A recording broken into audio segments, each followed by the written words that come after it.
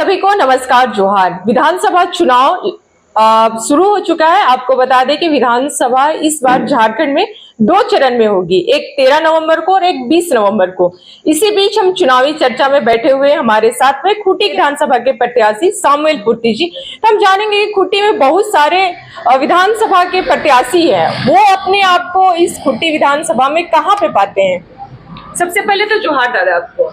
आपके तमाम दर्शकों को भी जोहार और आप दोनों को भी जोहार कि आपने हमारे पास आए और हमसे मुखातिब हुए, उसके लिए बहुत बहुत धन्यवाद।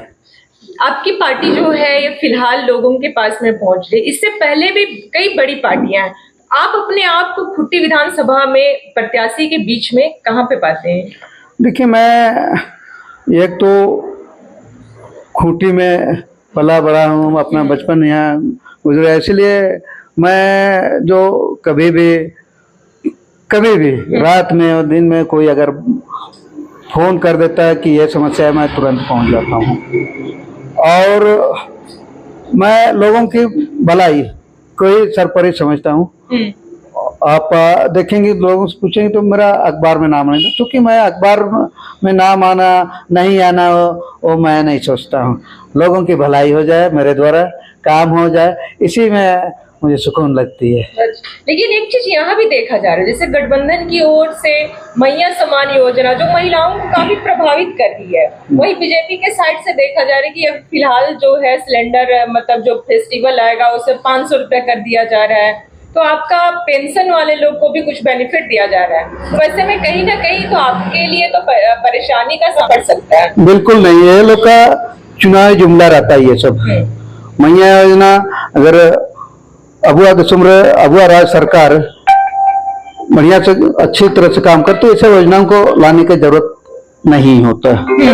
ये तो चुनाव से पहले 1-2 महीने पहले क्यों लेके आए समझने की जरूरत है। अगर हकीकत में लोगों की भलाई के लिए, उनके कल्याण के लिए ये योजना लाना तो सरकार जैसे ही बनती वैसा लेके आना चाहिए, और तब हम समझते कि लोगों के उत्थान और कल्याण के लिए योजना को लाया गया। और रही बात अभी ठीक है दे रहे, तो कम से कम ये साल भर का एक साथ दे देते। 1000 रुपया ग्रामीण इलाकों से आते हैं, वो भाड़ा भी काफी है आना जाना। बैंक में इतना भीड़ हो जाते हैं, एक दिन वो निकाल पाएंगे नहीं निकाल पाएंगे, 1000 रुपये को भी खाना मुश्किल है। और मान लिया उस दिन नहीं आए तो नहीं निकाल पाए तो फिर दूसरे दिन भी आना पड़ेगा। अब देखा जा रहा है कि मैया समान योजना जो है बहुत सारी महिलाओं को लाभ भी मिल रहा है। बहुत लोगों का कहना है कि नहीं, इसके आने से मेरा रोजी रोटी चल रहा है, तेल साबुन चल रहा है। इसको आप किस तरह से देख रहे हैं? देखिए, 1000 रुपया में क्या रोजी रोटी चलेगा। गांव देहात के लोगों के लिए भी एक सहारा है ये, जो एक पैसे नहीं कमा पा रहे उनके लिए सहारा है ये सिर्फ। ये लंबे समय के लिए ये योजना नहीं। अब सरकार बनने के बाद कितना दिन ये चलाएंगे नहीं चलाएंगे बड़ा कहना मुश्किल है। इसके लिए क्यों ना सरकार प्रयास कर नहीं की 5 साल जब जैसे ही सरकार बनी वैसा ही ऐसे बनाते। 1000 रुपये तो क्या उनसे ज्यादा लोग कमाते, इस तरह के योजना लाते, गांव जाते हैं उस तरह की योजनाओं को लागू करते। लेकिन एक चीज ये भी देखा जा रहा है कि जो खूंटी जो विधानसभा क्षेत्र है ये देखा जाए तो नक्सल प्रभावित क्षेत्र है। दूसरी चीज, यहाँ पे अधिकतर लोग कृषि पे डिपेंड करते हैं, और वैसे कंडीशन में 1000 रुपया महिलाओं को मिलना बहुत बड़ा सौगात लेके आया है, इस तरह लोगों का कहना है। इसमें आप क्या सोचते हैं? देखिए, पहले ही आपको हम बोला गरीबी इतना है ना कि कहीं से भी कुछ मिल जाए तो डूबते को एक तिनके का सारा हिसाब है, इसलिए उन लोग के लिए वो उतने तक के लिए अपना सोचते हैं। लेकिन अगर हम देखेंगे तो ये कहीं से भी ये योजना ये चुनावी जुमला है। अब मैंने पहले भी आपको कहा चुकी है, अगर इतना ही इन लोगों की सामान देना चाहते हो सरकार जैसे बने उसी टाइम कर देते, क्या दिक्कत है उनको। लेकिन उससे पहले तो कोरोना काल था, फिर हेमंत सोरेन के कार्यकाल में उनको बहुत सारे परेशानी का सामना करना पड़ा, फिर तो जब से आए उसके बाद तो ये लागू हुआ ही ये मैया समान योजना। देखिए, आपको मैं बता दूं, कोरोना काल में क्या लोगों के टैक्स के पैसे नहीं कटे? जो योजना बनती है किस पैसे से बनती है? टैक्स के पैसे से ही। क्या उस टाइम आपको टैक्स ने जो भी जमीन आपने उपभोग किया उनसे आप अब टैक्स तो चला ही गया, तो टैक्स के पैसों से ही योजना तो चलती है ना। इसलिए ये तो एक बहाना है कि हम अपने को ढांप ले इस कोरोना का मुद्दा बना करके। आप चूंकि खुट्टी विधानसभा के प्रत्याशी है, यहाँ जो जितने भी जनता है अधिकतर लोग कृषि पे डिपेंड करते हैं, और यहाँ पे खनिज संपदा रहते हुए भी यहाँ के लोग बाहर देश में पलायन कर रहे हैं। तो इसको लेके आप एपीआई पार्टी है, अगर आप आते हैं जीत के, तो आप किस तरह से वर्क कीजिएगा इस पे? पहले तो मैं नक्सल पर बात करता हूँ। ये एक नक्सल जो ऐसे ही नहीं पनपा है, ये गरीबी से ही पनपा। उसके बाद यहाँ के खनिज संपदा को सामंतवादी लोगों ने लूटने का प्रयास किया, कहीं न्याय मिलता नहीं है। न्याय उन लोगों के लिए है जो तख्तवार होते हैं, आम जनता के लिए नहीं। तो इन लोगों ने कहीं जमीन लूटा जा रहा है, कहीं और भी कुछ किया जा रहा है। जंगलों में अपना जो जंगलों में जो रहते हैं वो अपने संसाधन को सही रूप से उपभोग नहीं करते हैं, वन विभाग भी परेशान करते हैं। तो ये एक हिसाब से सरकार की नाकामी के कारण ही ये आपका नक्सल उत्पन्न हुआ। बेरोजगारी कई तरह की समस्या इस वजह से। अगर सारे को रोजगार मुहैया कराते, उस लायक बनाते, तो ऐसा बात नहीं है कि नक्सल पनपता है। एक भी ये भी देखा गया है कि जो भी कानून जो बनता है वो तो सबके लिए बराबर होता है, तो फिर कैसे बोल रहे कि ताकतवर लोग के लिए है?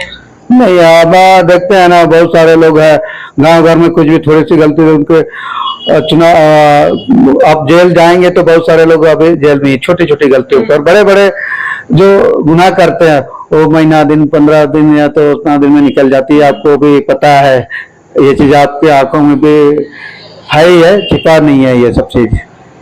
अच्छा, तो मेन मुद्दा आपकी क्या रहेंगी इस बार? देखिए, अब यहाँ खनिज संपदा से भरी हुई है। इसको झारखंड को सोने की चिड़िया भी कहा जाता है, लेकिन आज तक यहाँ के लोग, अब पहले भी आपको मैं बोल चुका हूँ, दतून बेचते हैं, पत्ता बेचते हैं, बैंग साग बेचते हैं, कई तरह ऐसे साग अपना तोड़ के लाते हैं और अपना जीविका चलाते हैं। तो यहाँ की किसी भी सरकार ने इन लोगों के लंबे टर्म या तो सदा के लिए समस्या समाधान हो जाए इस दिशा में काम नहीं किया। जैसे मैंने आपको पहले भी बोल चुका हूँ, ट्राइबल सब प्लान से जो कि स्पेशल इन लोगों के विकास के लिए ही आती है, उनसे ना कृषि क्षेत्र को डेवलप।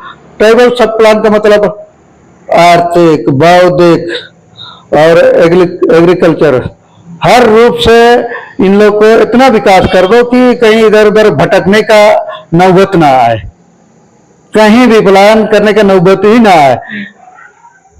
ट्राइबल सब प्लान का मतलब वही है, इसको उन्नत बनाओ हर तरीके से, यही पैसा। लेकिन इसको तो मैं देखता हूँ सरना मसना घेराबंदी में लोग इस्तेमाल करते हैं इस पैसे को। 3 महीने का, 2 महीने का, 6 महीने का स्किल डेवलपमेंट का, तो उससे क्या होगा? कुछ नहीं होगा, कहीं उससे तो रोजगार मिलने वाला नहीं है। मतलब जो गवर्नमेंट जो स्किल डेवलपमेंट का जो ला रही है कार्यक्रम, उससे डेवलप नहीं हो रहा है। नहीं, वो तो हमारे जो पैसे हैं आर्टिकल 275 के तहत जो पैसे आते हैं उनको खपत करने का एक जरिया बन गया है। लेकिन एक चीज ये भी देखा जा रहा है, बहुत से गांव देहात के जो बच्चियां हैं जो कुछ नहीं कर पाते हैं, वैसे लोग जाते हैं 3 महीने का ट्रेनिंग भी लेते हैं और स्किल डेवलपमेंट के लिए कुछ रोजगार, जैसे अभी कोई सिलाई का काम हो, चाहे आईटीआई करके वो कहीं जॉब कर रहे हो, ऐसा भी देखा गया है। देखिए, उससे 3 महीने का जो ट्रेनिंग लिया है तो संपूर्ण ज्ञान नहीं प्राप्त होती है। काम चलाओ दिए, सिलाई ट्रेनिंग करते हैं, थोड़े बहुत रोजगार उपलब्ध हो जाते हैं, उनको पैसे कमाते हैं। चाहे कहीं प्राइवेट फैक्ट्री में 10-15 हजार 8 हजार में नौकरी कर लेते हैं। आज के जमाने में क्या है, इतने से परिवार चलती है? आप ही बताइए। एकदम सही बात बोले। महंगाई इतनी बढ़ गई है, हर आपका मोबाइल का रिचार्ज ही देखिए 700, 800, 500 आप अगर एक घर में 5 सदस्य हैं, सबको मोबाइल चाहिए, एंड्रॉइड फोन चाहिए, तो 8,000 का खर्चा होता है। गैस के दाम देखिए, महंगाई इतनी चरम पर है, तो उनसे बस यही है कि आदमी जिंदा रह सकता है, खुशहाल तो नहीं रहेगा। सुन रहे थे जो एपीआई पार्टी के जो खुट्टी विधानसभा के प्रत्याशी हैं सामुएल पुर्ती जी, उनका कहना है कि जितने भी सरकार की योजनाएं जो है उससे लोग जिंदा रह सकते हैं, विकास नहीं हो सकता है। इस तरह का न्यूज देखने के लिए आप हमारे साथ में बने रहिए। अब तक के लिए इतना ही। जोहार।